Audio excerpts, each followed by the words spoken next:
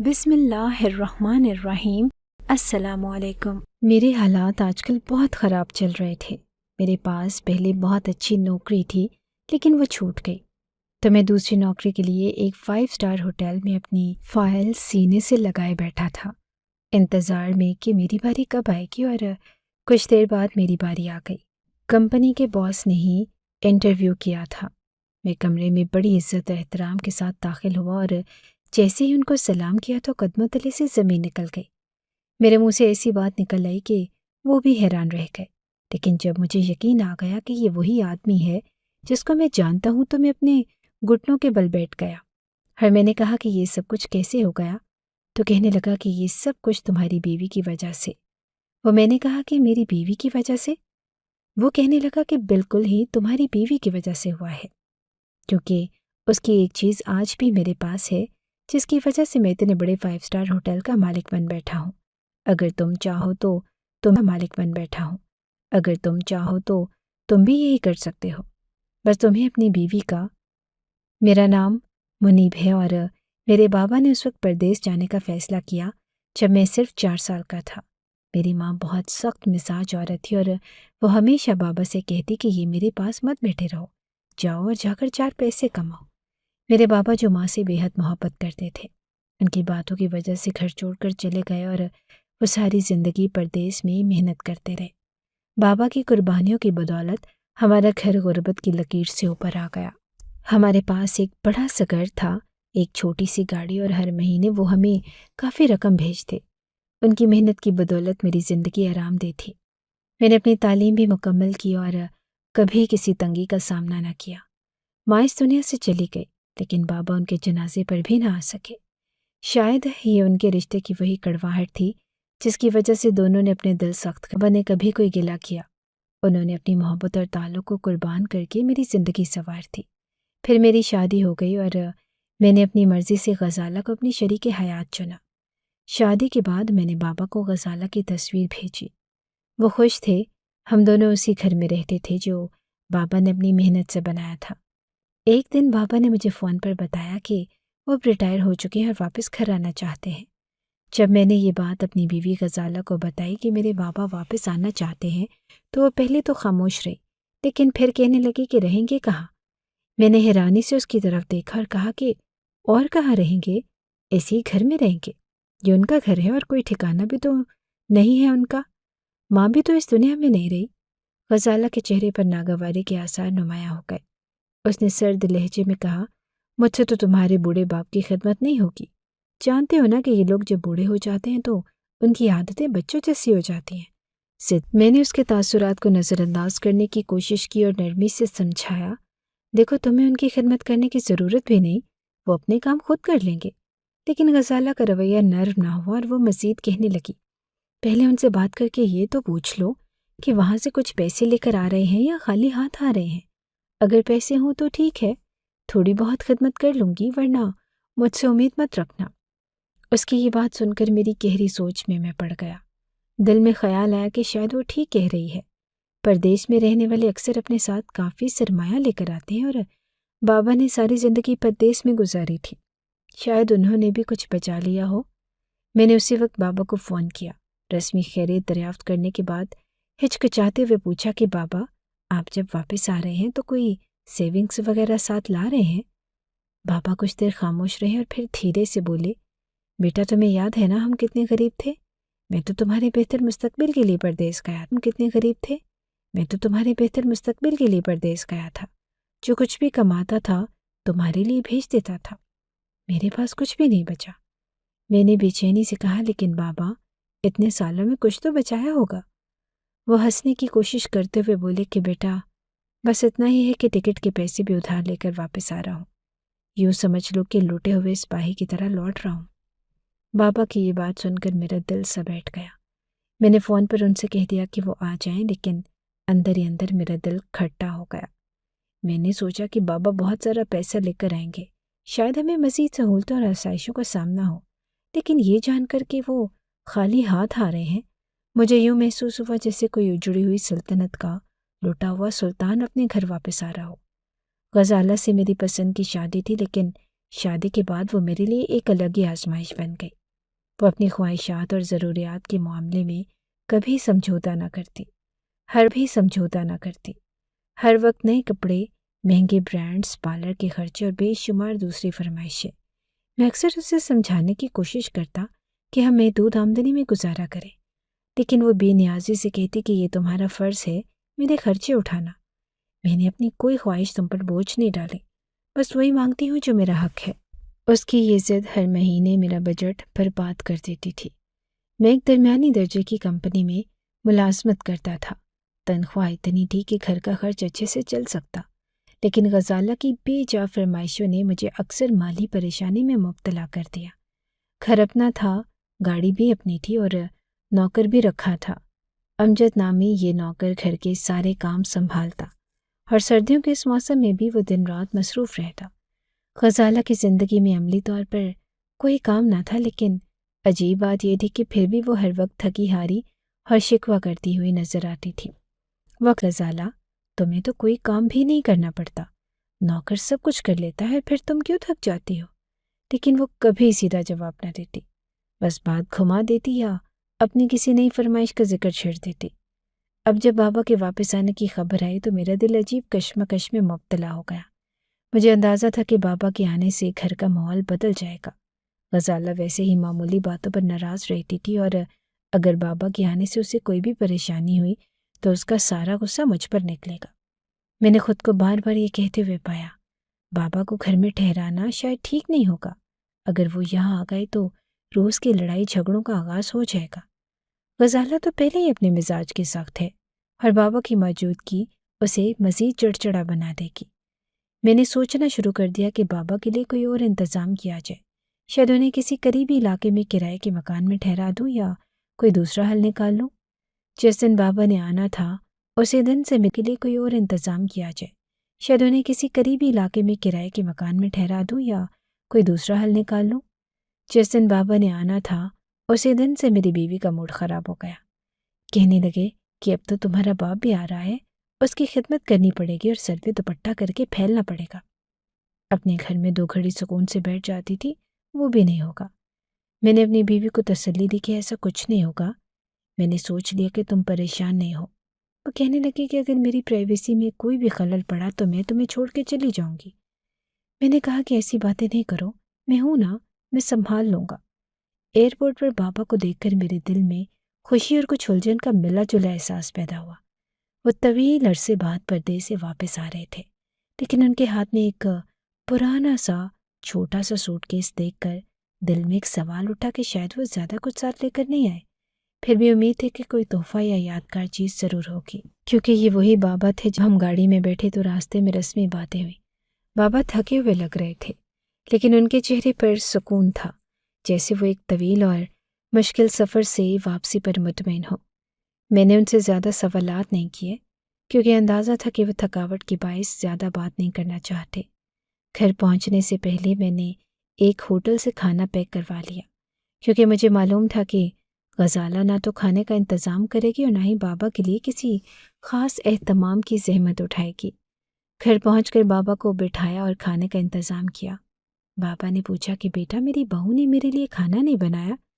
ان کا سوال میرے دل کو کچھ عجیب سا لگا، لیکن میں نے مسکراتے ہوئے کہا کہ نہیں بابا، اس کی طبیعت خراب ہے، ویسے بھی وہ اچھا کھانا نہیں بناتی، اس لیے میں نے ہوٹل سے منگوا لیا۔ بابا نے سر ہلایا اور کچھ نہیں کہا۔ وہ کھانے میں مصروف ہو گئے، لیکن میں ان کی خاموشی محسوس کر سکتا تھا۔ غزالہ جیسی کہ وہ تھی، بابا کو سلام تھا۔ غزالہ جیسی کہ وہ تھی، بابا کو سلام کرنے بھی نہ آئی۔ جب شام ہوئی تو وہ اپنے کمرے سے نکلی اور سیدھا بابا سے کہنے لگی کہ آپ تو ہماری شادی میں بھی نہیں تھے، تو کیا آپ میری منہ دکھائی کے لیے کچھ لائے ہیں؟ اس کے اس بے تکلف اور سخت رویے نے مجھے حیران کر دیا، لیکن بابا نے خاموشی سے اپنی سونے کی آخری انگوٹھی اتار کر اسے دے دی اور کہا کہ یہ لو بیٹی، اسے بیچ کر اپنی پسند کی انگوٹھی بنوا لینا۔ غزالہ نے وہ انگوٹھی بغیر کسی جھجک کے پکڑی اور کہا کہ اچھا، یہ کام بھی مجھے کرنا پڑے گا، چلے ٹھیک ہے، شکریہ۔ یہ کہہ کر وہ واپس اپنے کمرے میں چلی گئی۔ بابا نے مجھے دیکھا اور کہا کہ بیٹا، مجھے میرا کمرہ دکھا دو، میں بڑی دور سے آیا ہوں، تھوڑا آرام کر لوں گا۔ ان کے اس سوال نے میرے دل میں ایک بے چینی پیدا کر دی، کیونکہ میں پہلے سے ہی فیصلہ کر چکا تھا کہ بابا کو امجد کے کوارٹر میں ٹھہراؤں گا۔ میں نے جھجکتے ہوئے کہا کہ بابا، آپ امجد کے ساتھ کوارٹر میں رہیں گے؟ بابا نے حیرانی سے لگتا ہے، یہاں 6-7 کمرے تو ہوں گے، پھر میرے لیے کوئی کمرہ کیوں نہیں؟ میں نے وضاحت دینے کی کوشش کی کہ بابا، بات یہ ہے کہ غزالہ آپ سے پہلے نہیں ملی اور وہ اپنے طریقے سے رہتی ہے۔ اگر آپ گھر میں رہیں گے تو اسے عجیب لگے گا۔ آپ کو کوارٹر میں رہنے سے بھی آرام ملے گا اور وہاں میں آپ کا خیال رکھ سکوں گا۔ میں نے یہ سب باتیں اس نیت سے کہی کہ معاملہ کسی طرح سنبھل جائے، لیکن میرا اندازہ تھا کہ میری باتیں بابا کو بری لگ رہی ہوں گی۔ ان کی خاموشی اور نظروں میں شکایت صاف دکھائی دے رہی تھی، لیکن وہ کچھ نہیں بولے۔ میں نے ان کا سامان اٹھایا اور امجد کے کوارٹر کی طرف لے گیا۔ یہ کوارٹر ایک چھوٹا سا کمرہ تھا جہاں ایک طرف امجد کی چارپائی اور چند پرانے سامان تھے۔ میں نے بابا کے لیے دوسری چارپائی بچھا دی۔ بابا چپ چاپ اپنے سامان کے قریب بیٹھ گئے اور کمرے کا جائزہ لینے لگے۔ ان کی آنکھوں میں وہ چمک نہ تھی جو میں ہمیشہ دیکھتا تھا۔ وہ تھکے ہوئے لگ رہے تھے، شاید جسمانی طور پر بھی اور جذباتی طور پر بھی۔ امجد نے ان کے لیے پانی کا گلاس لا کر رکھا اور کہا کہ بابا جی، آپ آرام کریں، اگر کوئی چیز چاہیے ہو تو مجھے بتا دیں۔ بابا نے امجد کا شکریہ ادا کیا، لیکن ان کے لہجے میں ایک عجیب سا خالی پن تھا۔ وہ شاید اس وقت اس بات کو سمجھنے کی کوشش کر رہے تھے کہ ان کے بیٹے نے ان کے لیے یہ انتظام کیوں کیا۔ رات کو جب میں اپنے کمرے میں گیا تو غزالہ نے طنز انداز میں کہا کہ کیا ہوا، آپ کے بابا کو کمرہ پسند آیا؟ میں نے اسے نظر انداز کرنے کی کوشش کی، لیکن وہ اپنی باتوں سے باز نہ آئی۔ مجھے پتا تھا کہ آپ کے بابا ہماری زندگی میں مداخلت کریں گے، اب دیکھنا یہ ہر وقت کچھ نہ کچھ مانگتے رہیں گے۔ میں نے خاموش رہنا ہی بہتر سمجھا۔ وہ کہتے ہیں نا کہ ایک چپ اور 100 سکھ۔ اب میں اپنے باپ کی سائڈ لیتا تو پھر میری بیوی نے میرا جینا حرام کر دینا تھا، اس لیے پہلے ہی سیدھی بات سیدھی طریقے سے کرتی تھی۔ سردی کی شدت بڑھ رہی تھی اور ہیٹر کے بغیر گزارا مشکل ہو چکا تھا۔ گھر کے ہر کمرے میں ہیٹر چل رہا تھا، لیکن بابا کے لیے مخصوص کوارٹر میں کوئی ہیٹر نہ تھا۔ یہ فیصلہ میرے اور غزالہ کے درمیان طے تھا، کیونکہ ہمارا اصول تھا کہ نوکروں کو ایسی اضافی سہولتیں نہ دی جائیں جو بجلی کے بل میں اضافہ کریں۔ لیکن اس بار امجد، جو کہ ہمارا نوکر تھا، کچھ ہچکچاتے ہوئے میرے پاس آیا۔ امجد نے نرمی سے کہا کہ صاحب، میری تو خیر ہے، میں سردی برداشت کر لوں گا، لیکن بڑے صاحب کے لیے بہت مشکل ہو رہی ہے۔ ان کی عمر زیادہ ہے اور یہ سردی ان کے لیے ناقابل برداشت ہو سکتی ہے۔ آپ ان کے کمرے میں ہیٹر لگا دیں تو بہتر ہوگا۔ اس کی بات سن کر میں چند لمحے خاموش رہا۔ ایک طرف وہ گہرائی سے مجھے جھنجھوڑ رہی تھی، لیکن دوسری طرف مجھے غزالہ کے رد عمل کا بھی اندازہ تھا۔ جب میں نے غزالہ سے اس بارے میں بات کی تو اس کا رویہ بالکل ہی ویسا تھا جیسا میں نے سوچا تھا۔ وہ تلخی سے بولی کہ ان کی سردی کے لیے تم کیوں پریشان ہو رہے ہو؟ وہاں کوئی ہیٹر نہیں لگے گا۔ تمہیں اندازہ بھی ہے کہ آج کل بجلی کے بل کتنے زیادہ آ رہے ہیں؟ اس کے لہجے میں سختی اور بے اعتنائی واضح تھی، اور میں ایک لمحے کے لیے گڑبڑا گیا۔ میں نے نرمی سے کہا کہ غزالہ، وہ میرے باپ ہیں، ان کی عمر زیادہ ہے اور وہ بیمار پڑ سکتے ہیں، کہ ہم کم از کم ان کے لیے ایک ہیٹر کا انتظام نہیں کر سکتے؟ لیکن وہ سننے کے موڈ میں نہ تھی۔ تمہارے باپ کی سردی کے لیے ہم اپنے اخراجات کیوں بڑھائیں؟ تمہیں ان کے بارے میں اتنی فکر ہے تو انہیں واپس ان کے گاؤں بھیج دو۔ یہاں رکھنا ہے تو انہیں ہماری طرح جینا ہوگا۔ غزالہ کے ان الفاظ نے مجھے اندر تک جھنجھوڑ کر رکھ دیا۔ میں غصے کو ضبط کرتے ہوئے بولا کہ غزالہ، وہ میرے والد ہیں اور میں ان کی ذمہ داری لینے سے پیچھے نہیں ہٹ سکتا۔ لیکن اس کی باتوں نے مجھے یہ سمجھا دیا کہ اس معاملے کو بڑھانے سے ہمارے گھر کا سکون مزید خراب ہوگا۔ بابا کا خیال ذہن میں رکھتے ہوئے میں نے امجد سے کہا کہ کسی طرح رات کے وقت بڑے صاحب کے لیے گرم پانی کا انتظام کر لیا کرو تاکہ انہیں سردی زیادہ محسوس نہ ہو۔ یہ کہنا شاید میری کوشش تھی کہ میں اپنے نبھا سکوں، لیکن دل جانتا تھا کہ میں ان کے لیے وہ سب نہیں کر رہا جو انہیں چاہیے تھا۔ مجھے خود پر شرمندگی محسوس ہو رہی تھی۔ بابا کوارٹر میں سردی کی شدت برداشت کرتے رہے اور میں روزانہ خود کو تسلی دینے کی کوشش کرتا رہا کہ جو میں کر رہا ہوں وہ ٹھیک ہے، لیکن حقیقت تو یہ تھی کہ ہر بار ان کی نظر مجھ پر پڑتی تو مجھے اپنی ناکامی اور کمزوری کا احساس ہوتا۔ ان کی آنکھوں میں وہ درد واضح تھا جو میرے فیصلے کی وجہ سے پیدا ہوا۔ میں نے محسوس کیا کہ ان کے ساتھ کیا جانے والا یہ سلوک نہ صرف انہیں بلکہ مجھے بھی اندر سے کھوکھلا کر رہا تھا۔ یہ سردی صرف موسم کی نہیں تھی، بلکہ یہ دلوں میں بڑھتی ہوئی دوری کی بھی ایک شکل تھی، جس نے مجھے اور بابا کو ایک عجیب سی خاموشی میں جکڑ رکھا تھا۔ میرے دل میں پہلے بابا کے لیے تھوڑی بہت فکر ضرور تھی، لیکن غزالہ نے میرے کان اس طرح سے پھرنے شروع کیے کہ میں رفتہ رفتہ بدلنے لگا۔ وہ بار بار کہتی، تمہارے بابا نے تمہیں چھوڑ دیا تھا اور ایک چھوٹے سے بچے کو۔ اس وقت انہیں ادھر سرایت کرنے لگی۔ میں چاہے دل سے یہ سب غلط سمجھتا تھا، لیکن اس کی باتوں کا اثر ایسا تھا کہ میں نے آہستہ آہستہ بابا کا خیال رکھنا کم کر دیا۔ دن بدن میرے اندر کی ہمدردی ختم ہوتی گئی اور بابا کے لیے میری توجہ صرف معمولی باتوں تک محدود ہو گئی۔ ان کی ضرورتیں نظر انداز ہونے لگی اور میں غزالہ کے رویے کو مزید اہمیت دینے لگا۔ میں خود کو یہ تسلی دیتا رہا کہ شاید یہی درست ہے، لیکن دل کے کسی کونے میں ایک خلش موجود تھی۔ ایک رات سردی عروج پر تھی اور میں اپنے گرم کمرے میں ہیٹر کے ساتھ سکون سے سو رہا تھا۔ اچانک میرا فون بجنا شروع ہوا۔ پہلے تو میں نے توجہ نہ دی، لیکن بار بار بجنے کی وجہ سے میری نیند متاثر ہوتی۔ میں نے آنکھ کھول کر دیکھا تو معلوم ہوا کہ امجد مسلسل کال کر رہا ہے، لیکن سردی اور نیند کے مارے میں نے فون اٹھانے کی زحمت نہ کی۔ ہر دوبارہ کروٹ لے کر سو گیا۔ دل میں سوچا کہ شاید کوئی معمولی بات ہوگی، صبح دیکھ لوں گا۔ صبح کے مارے میں نے فون اٹھانے کی زحمت نہ کی۔ ہر دوبارہ کروٹ لے کر سو گیا۔ دل میں سوچا کہ شاید کوئی معمولی بات ہوگی، صبح دیکھ لوں گا۔ صبح کے وقت جب میں بیدار ہوا تو دیکھا کہ امجد کی کئی مس کالز آ چکی تھی۔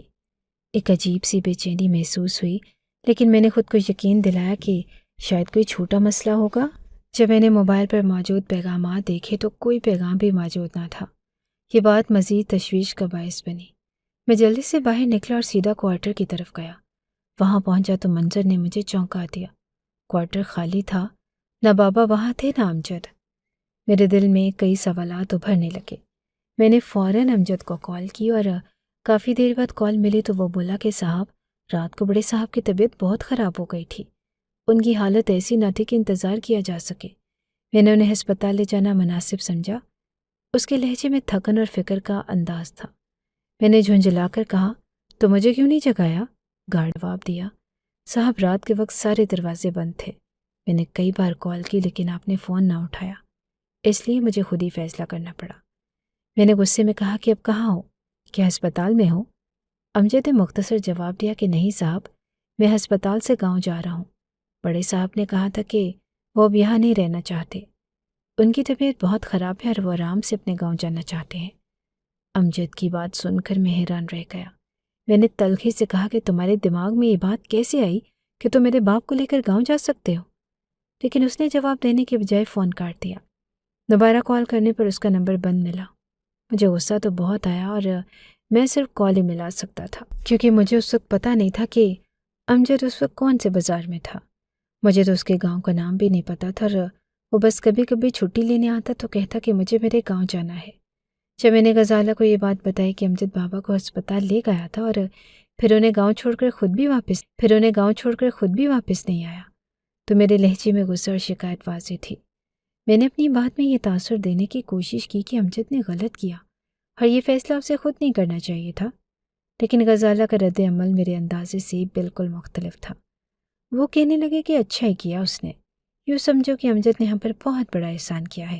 ویسے بھی تمہارے باپ کے پاس کچھ تھا ہی نہیں، نہ کوئی پیسہ نہ کوئی سرمایہ۔ ابھی تو ٹھیک ٹھاک تھے، لیکن کل کو بیمار پڑ جاتے تو ہسپتال کے خرچ کون اٹھاتا؟ پتہ ہے آج کل ہسپتال والے کتنے پیسے لیتے ہیں؟ اس کے لہجے میں نہ کوئی ہمدردی تھی نہ ہی کوئی تعصف۔ وہ بات کو ایسے بیان کر رہی تھی جیسے بابا کا جانا کوئی خوشخبری ہو۔ غزالہ نے مزید کہا کہ یہ تو اچھا ہوا کہ امجد انہیں ساتھ لے گیا۔ ویسے بھی میں امجد کو نکالنے والی تھی۔ وہ ٹھیک سے کام نہیں کرتا تھا اور کئی بار میں نے تم سے بھی شکایت کی تھی، لیکن تم نے کبھی دھیان نہیں دیا۔ اب یوں سمجھو کہ ایک ساتھ دو مصیبتیں ٹل گئی۔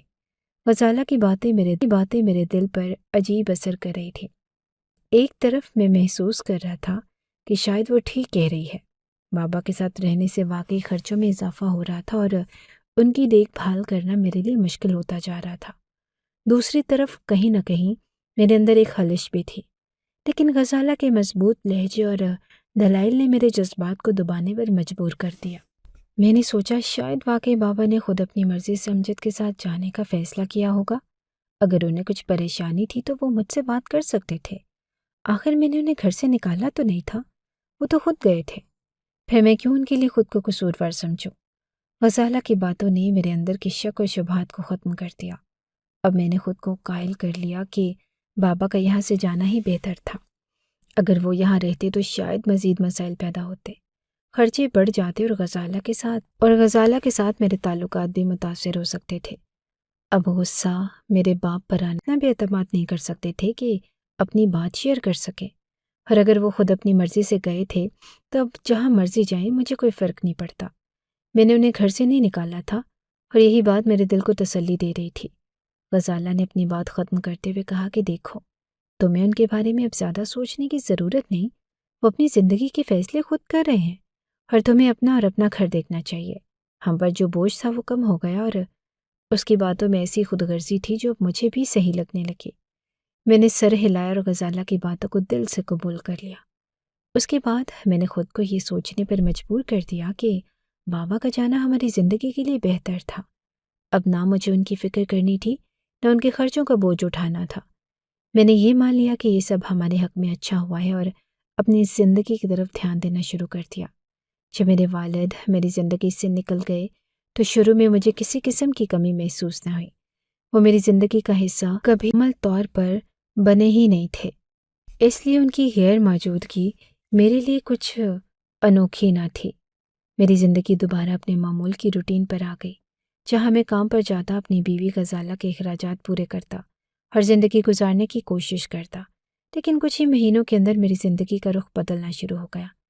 ایک دن دفتر میں مجھے بلا کر بتایا گیا کہ میری کارکردگی ناقص ہے، اور اس کے نتیجے میں میری پروموشن کی بجائے مجھے ڈیموشن دے دیا گیا۔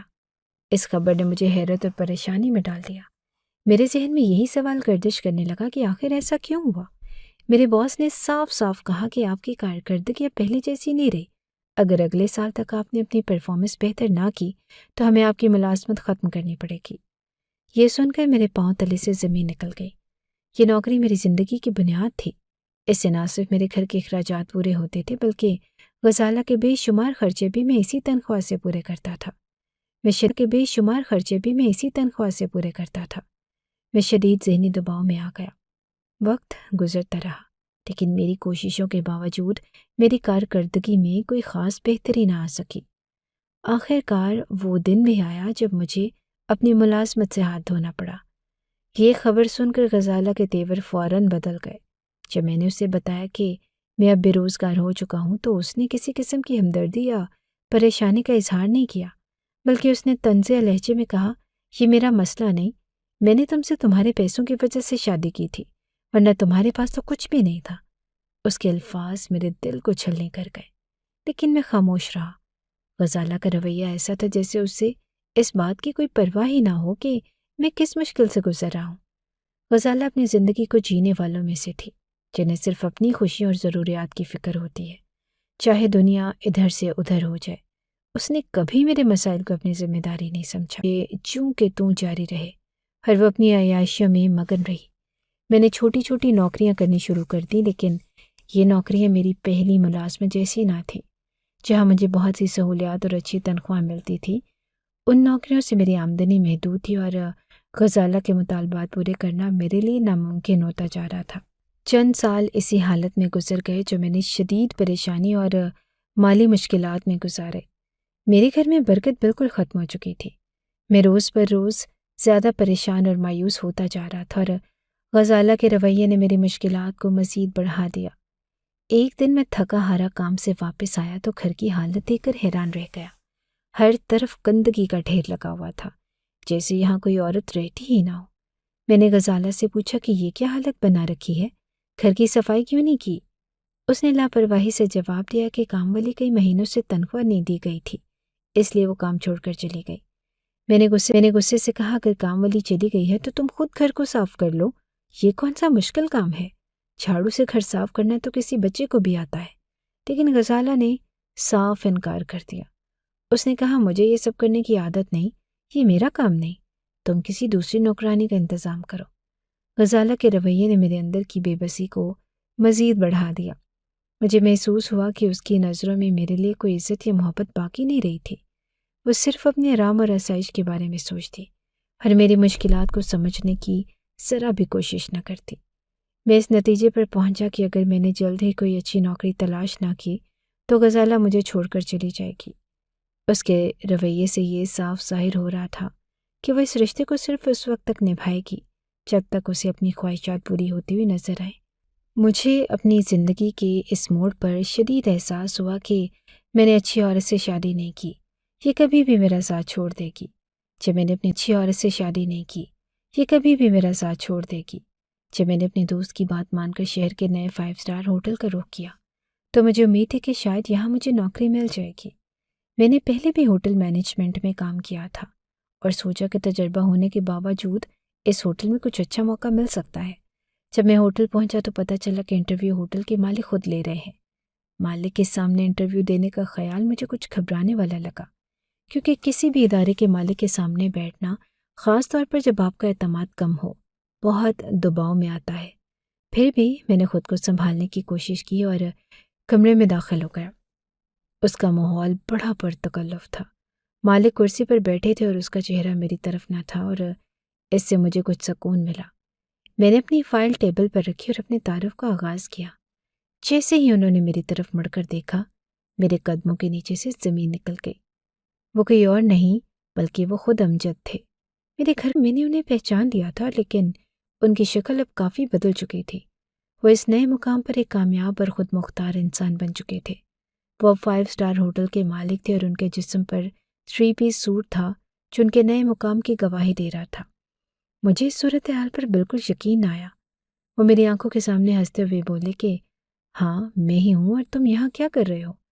ان کا سوال میرے لیے ایک اور جھٹکا تھا، اور مجھے یوں لگا جیسے وہ مجھے کسی اور زاویے سے دیکھ رہے ہوں۔ وہ امجد جسے میں جانتا تھا اب وہ ایک اور سطح پر پہنچ چکا تھا۔ میں نے خود کو سنبھالنے کی کوشش کی اور کہا، پر تم ہوٹل کے مالک کیسے بن گئے؟ یہ سوال میرے دماغ میں چل رہے تمام حیرانیوں کا اظہار تھا۔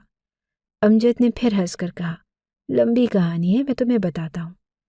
اس نے کہا کہ یہ سب کچھ تمہاری بیوی کی وجہ سے ہوا ہے۔ میں نے کہا کہ میری بیوی کی وجہ سے؟ یہ کیسی باتیں کر رہے ہو؟ غزالہ کی وجہ سے تم ایک ہوٹل کے کیسے؟ اس نے کہا کہ اسی کی وجہ سے ہوا ہے، کیونکہ وہی تھی جو تمہارے باپ کے ساتھ برا رویہ کرتی تھی، اور اسی کی وجہ سے میں تمہارے باپ کو وہاں سے لے کر نکل گیا۔ میں نے کہا کہ اس میں میرے باپ کا کیا کردار ہے اور کہاں ہے میرا باپ؟ کہنے لگا کہ بتاتا ہوں۔ امجد کی باتیں سن کر میں جیسے شوق میں آ گیا۔ وہ بتا رہا تھا کہ میرے والد صاحب کی حالت رات کو اتنی خراب ہو گئی تھی کہ ان کے سینے میں درد اٹھنے لگا، اور وہ سمجھنے لگے تھے کہ شاید انہیں ہارٹ اٹیک آ رہا ہے۔ وہ مجھے یہ سب کچھ بتا رہے تھے جیسے کوئی گہرا راز کھول رہے ہوں۔ امجد نے کہا کہ وہ فوراً میرے والد کو ہسپتال لے گیا، جہاں ڈاکٹرز نے ان کا علاج کیا، اور پھر وہ انہیں اپنے گاؤں لے آیا جہاں کی ہوا نے انہیں بہتر کر دیا۔ وہ اس وقت میرے والد کی خدمت کرتا رہا جب میں ان کی پرواہ نہیں کر رہا تھا، اور وہ کہتے ہیں کہ میرے والد نے انہیں اپنا بیٹا بنا لیا۔ امجد نے کہا کہ وہ ان کے ساتھ اتنے قریب ہو گیا تھا کہ میرے والد نے اپنا سب کچھ، حتیٰ کہ وہ ہوٹل بھی جو میں نے کبھی سنا بھی لیا۔ امجد نے کہا کہ وہ ان کے ساتھ اتنے قریب ہو گیا تھا کہ میرے والد نے اپنا سب کچھ، حتیٰ کہ وہ ہوٹل بھی جو میں نے کبھی سنا بھی نہیں تھا، ان کے نام کر دیا۔ وہ بتا رہا تھا کہ اب یہ سب کچھ اس کا ہے، اور میں ایک پل کے لیے بھی یقین کرنے کو تیار نہ تھا۔ میری آنکھوں میں غصہ تھا، دل میں غم کی لہر تھی، اور دماغ میں ایک دھن سی چھا گئی۔ دغا باز امجد، تجھے شرم نہ آئی؟ میں نے غصے سے کہا، یہ سب کچھ میرا ہے، میرے باپ کا ہے، اور تو یہاں پر مالک بنا بیٹھا ہے۔ میرے اندر کی بھڑکتی ہوئی آگ میں ایک نیا غصہ پیدا ہو رہا تھا، اور میں بس یہی سوچ رہا تھا کہ کیوں امجد نے مجھے یہ نہیں بتایا، کیوں میرے والد نے مجھے بتانا ضروری نہیں سمجھا۔ تیرا کام تھا مجھے آ کر بتاتا، لیکن تو نمک حرام نکلا۔ امجد نے جواب دیا کہ آپ کے والد صاحب نے مجھے یہ سب کچھ دیا تھا، میں کیا کرتا؟ اس نے کہا آپ کے والد صاحب کی خواہش تھی کہ میں ان کی جگہ پر اس ہوٹل کا مالک بنوں۔ اس نے اپنی بات میں کوئی شرمندگی محسوس نہ کی، وہ بالکل سچ کر پا رہا تھا۔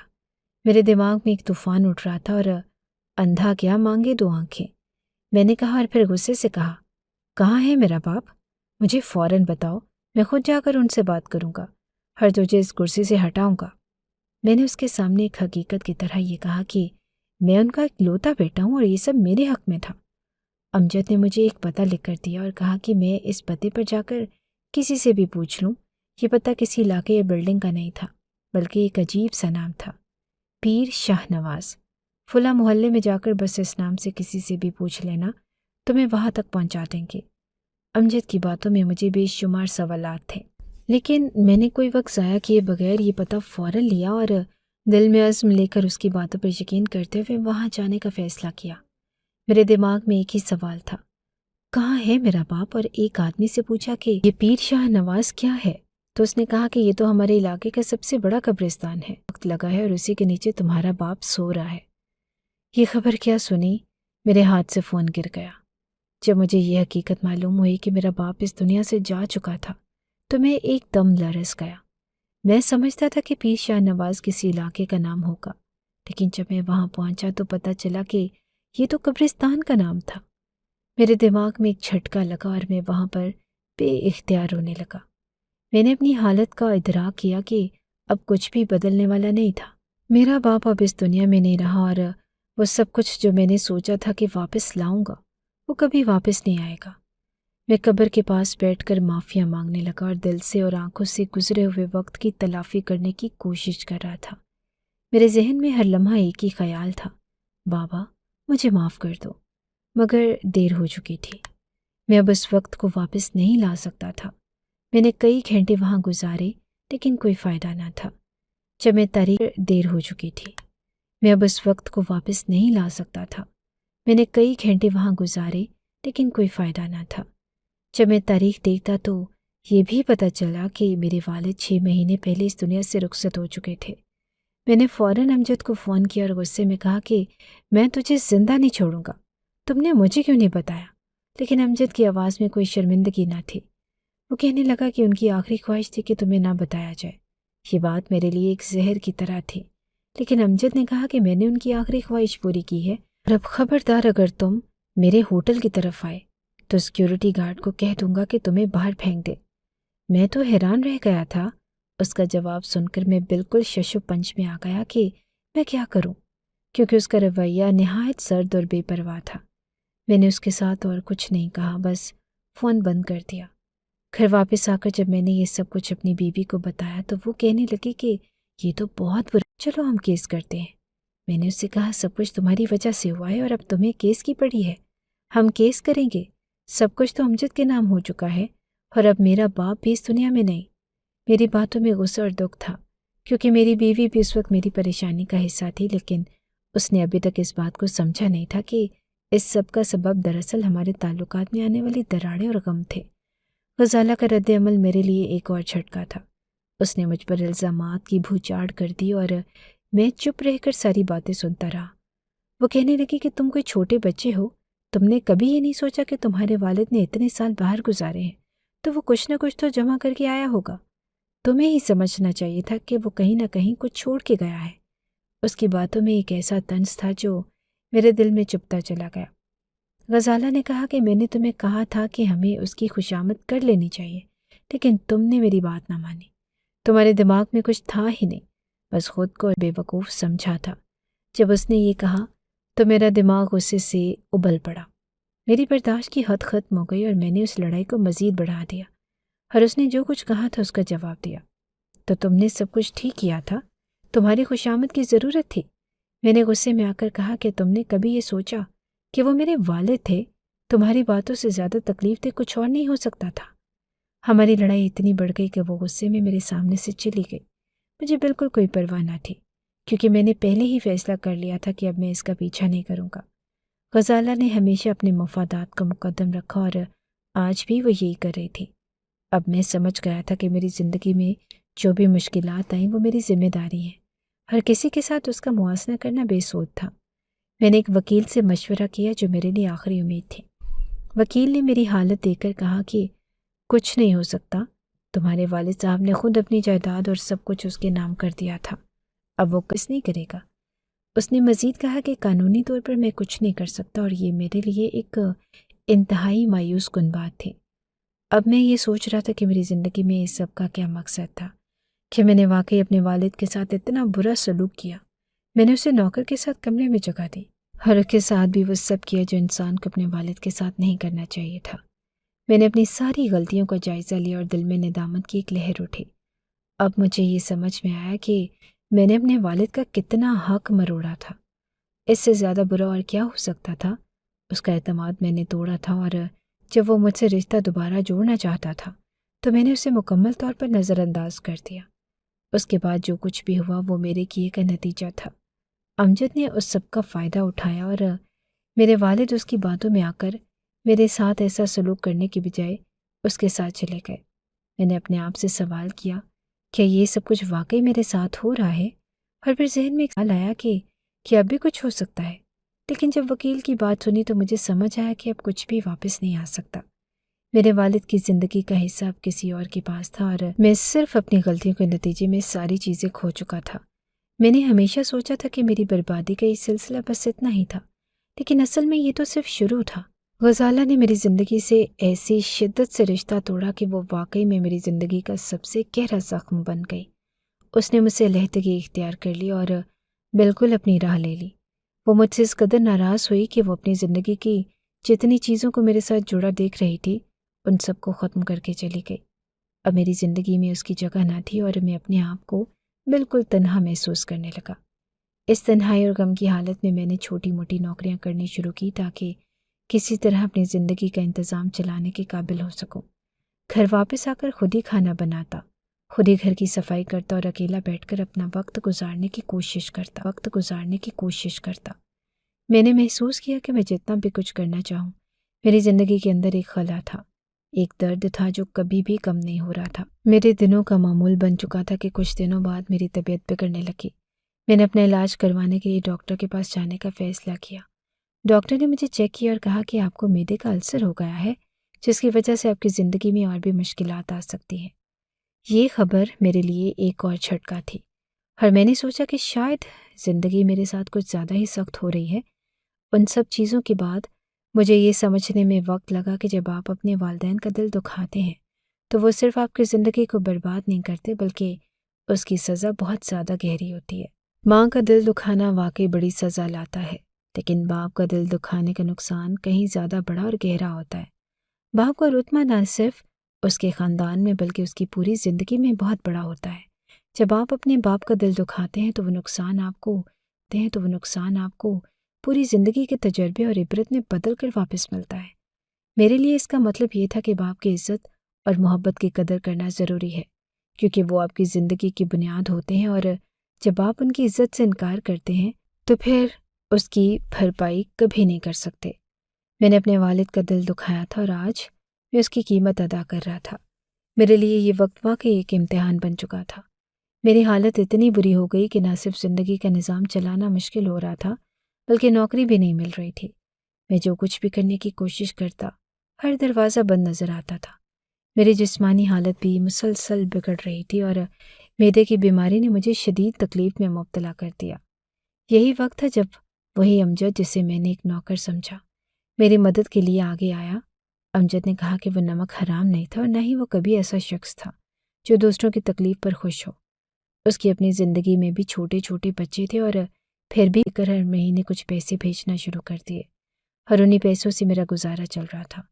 یہ ایک ایسی بات تھی جو میں نے کبھی تصور نہ کی تھی کہ وہ شخص جسے میں نے حقیر سمجھا وہ میری مدد کے لیے آئے گا۔ ڈاکٹر کا کہنا تھا کہ مجھے شاید بہت بڑی سرجری کروانی پڑے گی جس میں میرے معدے کو تبدیل کرنا پڑے گا، اور یہ ایک سنگین اور پیچیدہ عمل تھا۔ ہر میں مسلسل پریشانی میں مبتلا تھا کہ یہ سب کچھ کب ختم ہوگا، اور کیا مجھے اس تکلیف سے نجات ملے گی یا نہیں۔ میری زندگی کا ہر دن ایک نئے خوف کے ساتھ گزرتا تھا، اور مجھے یہ سمجھنے میں وقت لگا کہ جب انسان اپنی تقدیر کو نظر انداز کرتا ہے اور دوسروں کے ساتھ ناانصافی کرتا ہے تو آخر کار وہ خود اس کا خمیازہ بھگتتا ہے۔ اس دوران امجد کی مدد نے مجھے جینے کی ایک وجہ دی۔ وہ جو میری مدد کر رہا تھا وہ مجھے اس بات کا احساس دلا رہا تھا کہ زندگی میں کچھ لوگ ہوتے ہیں جو ہمیشہ آپ کی توقعات سے زیادہ کچھ کرتے ہیں، اور میں نے اس کا شکریہ ادا کیا، لیکن ادا کر رہا تھا۔ عظمت اور انسانیت کا مطلب صرف بڑی کامیابی اور مال و دولت حاصل کرنا نہیں ہے۔ ایک انسان کی اصل عظمت اس کے کردار میں چھپی ہوتی ہے، خاص طور پر اس کے اپنے والدین کے ساتھ سلوک میں۔ جب ایک شخص اپنے والدین کا دل دکھاتا ہے یا انہیں بے بس چھوڑ دیتا ہے تو وہ نہ صرف اپنے لیے بلکہ اپنے خاندان کے لیے بھی ایک تباہ کن راہ چنتا ہے۔ والدین کا دل دکھانا، خاص طور پر جب وہ بڑھاپے میں پہنچ چکے ہوں، ایک بہت بڑی غلطی ہے۔ جس کا اثر انسان کی زندگی پر گہرا پڑتا ہے۔ میرے ساتھ جو ہوا اس نے میری زندگی کو ایک نیا رخ دیا۔ جب میں نے اپنے والد کا دل دکھایا، ان کی عزت نہ کی اور ان کے ساتھ وہ سلوک کیا جس کا وہ حق نہیں رکھتے تھے، تب میں نے جو کچھ کھویا وہ مجھے سمجھنے میں وقت لگا۔ میرے لیے یہ حقیقت تب کھلی جب میں نے خود کو بربادی کی دہلیز پر کھڑا پایا۔ غصہ، غرور اور خود غرضی کی وجہ سے میں نے اپنے والد کے ساتھ تعلقات میں درار ڈال دی۔ مجھے نہیں پتا تھا کہ اس کا خمیازہ پایا۔ غصہ، غرور اور خود غرضی کی وجہ سے میں نے اپنے والد کے ساتھ تعلقات میں درار ڈال دی۔ مجھے نہیں پتا تھا کہ اس کا خمیازہ اتنا بھاری ہوگا۔ جب میرے والد نے مجھے سب کچھ سونپ کر اس ہوٹل کو میرے نام کیا، میں نے ان کی قربانیوں اور محبتوں کو سچ میں نہیں سمجھا۔ میں نے ان کے احسانات کو نہ صرف نظر انداز کیا بلکہ انہیں ان کے حق سے بھی محروم کر دیا۔ اس بات کو سمجھنا میرے لیے بہت دیر ہو چکا تھا۔ انسان جب تک خود کے تجربات سے نہیں گزرتا تب تک وہ نہیں سمجھتا کہ اس کے کیے گئے فیصلوں کا کیا اثر پڑتا ہے۔ بڑھاپے میں والدین کو اس سہارے کی ضرورت ہوتی ہے جو ہم بچوں کو ان کی زندگی کے اس حصے میں فراہم کرنا چاہیے، لیکن کچھ لوگ اپنی دنیا میں اتنے مگن ہو جاتے ہیں کہ وہ اپنے والدین کی اہمیت کو بھول جاتے ہیں۔ ان کا خیال رکھنا ایک فریضہ سمجھنے کی بجائے ایک بوجھ محسوس کرنے لگتے ہیں۔ یہ وہ لوگ ہیں جو بڑھاپے میں اپنے والدین کا سہارا نہیں بنتے اور پھر نتیجہ یہ ہوتا ہے کہ انہیں وہ سزا ملتی ہے جو شاید اس وقت تو دکھائی دیتی، لیکن وہ ایک دن ضرور آتی ہے۔ میرے ساتھ جو کچھ ہوا اس نے مجھے یہ سکھایا کہ انسان جب تک اپنے والدین کی قدر نہیں کرتا تب تک اسے سکون نہیں ملتا۔ میرا باپ وہ شخص تھا جس نے میری زندگی کی بنیاد رکھی، جس نے میری غلطیوں کو ہمیشہ برداشت کیا اور جو میری کامیابیوں میں میرا سب سے بڑا حامی تھا، لیکن میں نے اسے وہ عزت نہ دی جس کا وہ حقدار تھا۔ اور جب وہ چلا گیا تب مجھے احساس ہوا کہ جو سب کچھ مجھے ملنا تھا وہ اب کبھی واپس نہ آئے گا۔ ان لوگوں کے لیے جو اپنے والدین کا سہارا نہیں بنتے، میں یہ کہوں گا کہ وہ شاید اس وقت خوشی کا سامنا کرتے ہیں، لیکن ان کی زندگی میں ایک خلا رہ جائے گا جس کو کوئی پر نہیں کرے گا۔ جب والدین کا دل دکھایا جاتا ہے تو ایک دن ایسا آتا ہے جب ان کے جانے کے بعد ہم خود کو تنہائی میں محسوس کرتے ہیں۔ وہ دروازے بند ہو جاتے ہیں اور جو کبھی ہمارے والدین نے ہمارے لیے کھولے تھے، اور پھر ہم اس خلا کو بھرنے کی کوشش کرتے ہیں، لیکن ہمیں یہ سمجھنا چاہیے کہ وقت کبھی واپس نہیں آتا۔ زندگی میں سکون ہو، اگر آپ چاہتے ہیں کہ آپ کا دل کبھی نہ ٹوٹے تو آپ کو اپنے والدین کے ساتھ ہمیشہ عزت اور محبت کا سلوک کرنا چاہیے۔ بڑھاپے میں جب وہ آپ کی مدد کے محتاج ہوں تو آپ کا فرض ہے کہ آپ ان کے ساتھ کھڑے ہوں، ان کی ضرورتوں کا خیال رکھیں اور انہیں اپنے ساتھ کا احساس دلائیں۔ اگر آپ نے کبھی والدین کا دل دکھایا ہے تو یاد رکھیں کہ آپ کے لیے وہ سبق ابھی باقی ہے اور آپ کو اپنی غلطیوں کا اعتراف کرنا ہوگا تاکہ آپ کی زندگی میں دوبارہ سکون آئے۔ مجھے یہ سب کچھ سیکھنے میں دیر ہو گئی، لیکن میں چاہتا ہوں کہ جو آپ ابھی بھی اپنے والدین کے ساتھ سلوک کر رہے ہیں جو میں نے کیا، وہ اپنی روش بدلیں، کیونکہ آخر کار یہی وہ وقت ہوتا ہے جب انسان اپنی غلطیوں کا حساب لیتا ہے، اور جب تک انسان اپنی غلطیوں کو تسلیم نہیں کرتا وہ سکون نہیں پاتا۔ اگر آپ کو ہماری یہ کہانی اچھی لگی ہے تو ہماری کہانی کو لائک کیجیے اور اس طرح کی مزید کہانیاں سننے کے لیے ہمارے چینل کو سبسکرائب کیجیے۔ کہانی سننے کا شکریہ۔ آپ سے ملاقات ہوگی اگلی ویڈیو میں، تب تک کے لیے اللہ حافظ۔